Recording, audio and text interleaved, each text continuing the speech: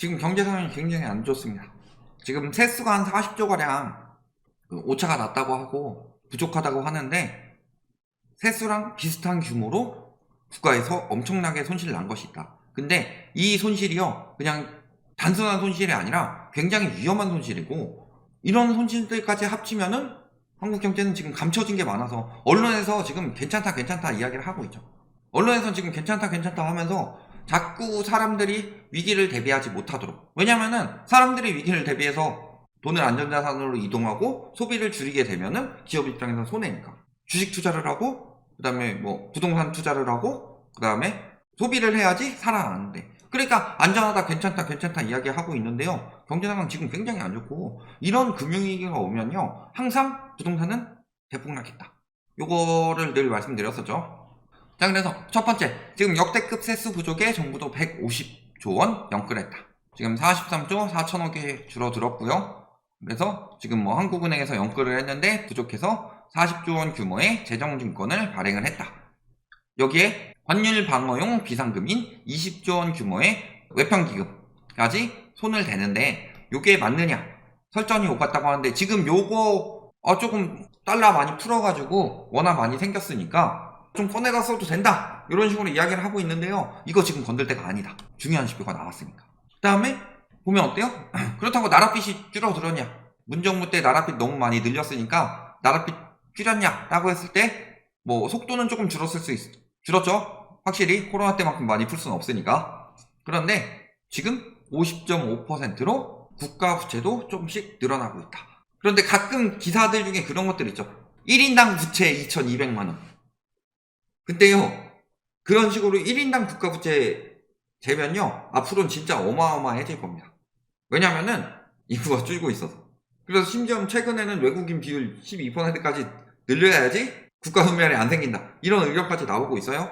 그런 만큼 지금 적자가 어마어마하게 나고 있고 나랏빚도 늘어나고 있는데, 그러니까 추경은 못하겠고, 그러니까 외평기금 이런 데서 빼다 쓰겠다, 이런 이야기를 하는 거예요. 그런데 이번에 재정만큼 손실이 난 곳이 있다고 그랬죠. 여기가 지금 숨겨져 있어서 잘 안 보였는데, 이게 굉장히 위험한 이야기예요. 어디서 손실이 났냐? 외환보유고에서 손실이 났다.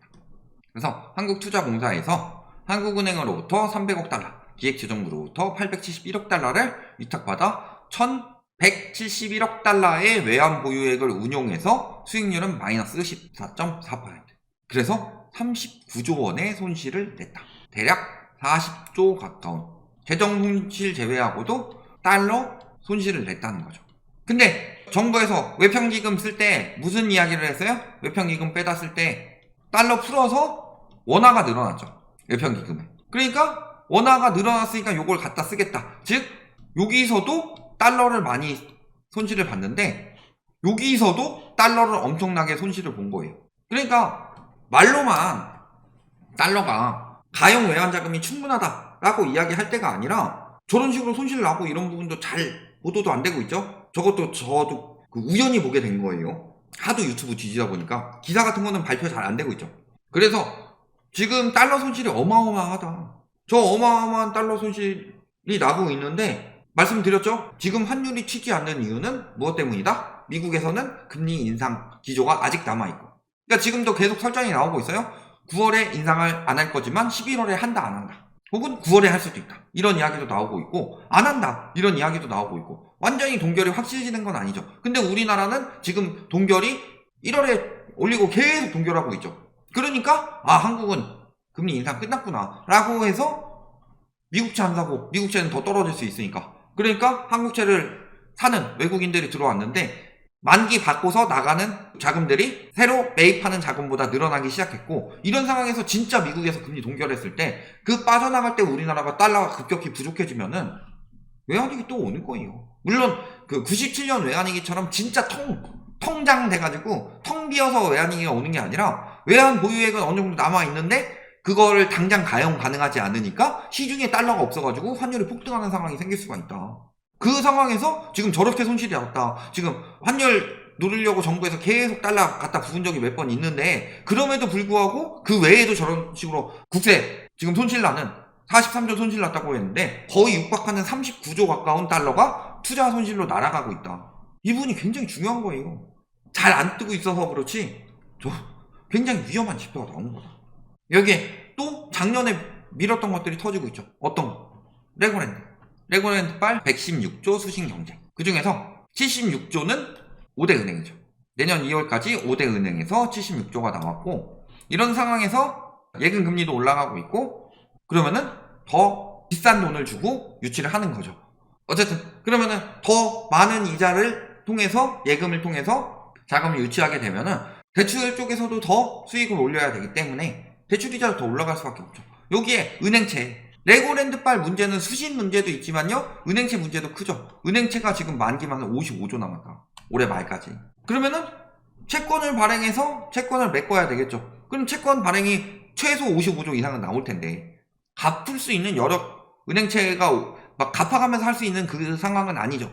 가뜩이나 지금 대비할 게 많고 부채도 많이 늘어났고 대손 충당금도 쌓아야 되고 부실 채권도 많이 털었고 하니까 다시 채권 발행해야 될 텐데, 그럼 채권 시장 계속 올라갈 거 아니에요.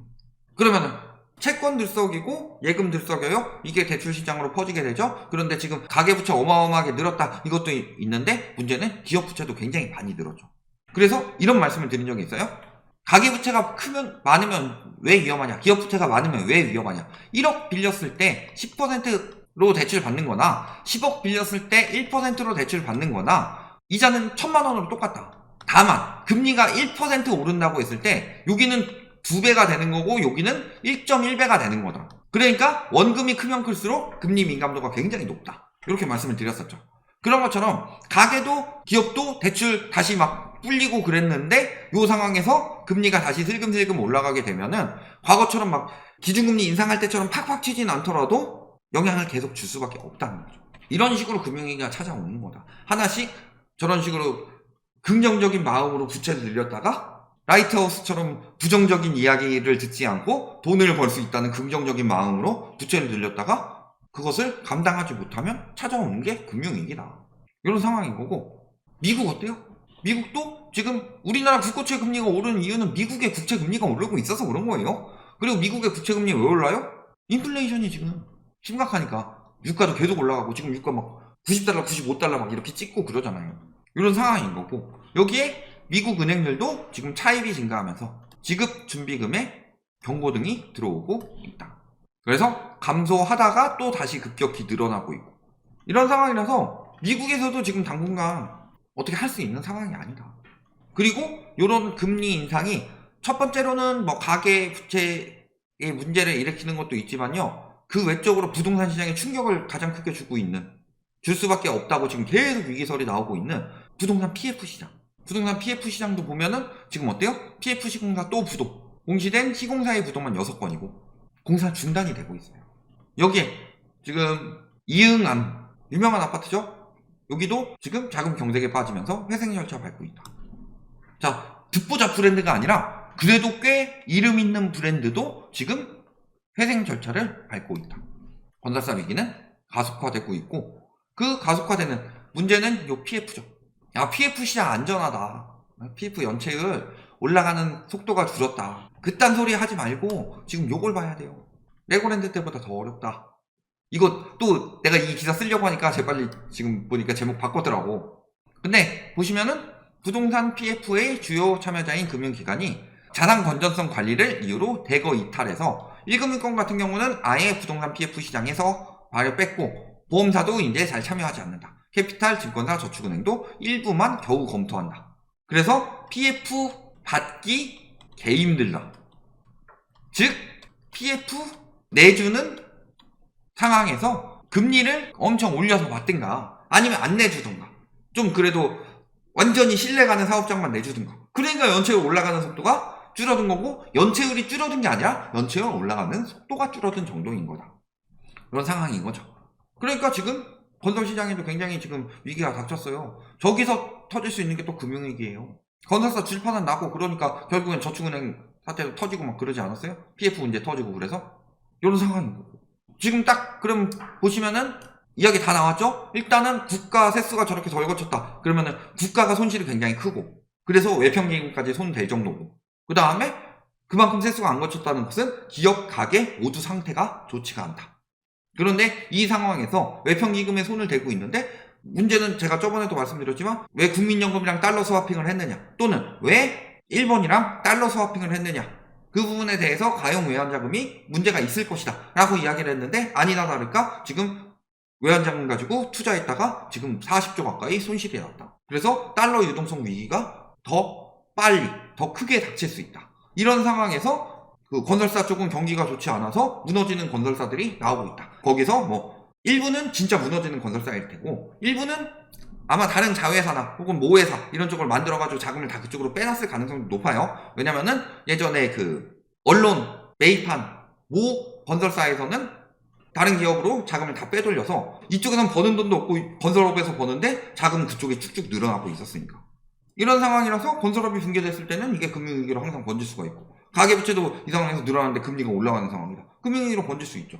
금융위기가 글로벌 금융위기 때보다 지금 더 안 좋은 지표들이 너무나도 많다. 다만 정부에서 지금 어찌어찌 연장하고 그러니까 여기 와서 또 9월 위기설 없는데요 라고 댓글 다는 사람이 있어요. 9월 위기설 나게 생겼으니까 정부가 미룬 거 아니에요. 그러면 10월 위기설이 될 수 있죠. 그럼 또 미루면 11월 위기설, 12월 위기설, 언제까지 미룰 수 있을 것이냐. 언제까지는 못 미뤄요. 언젠가는 터지니까.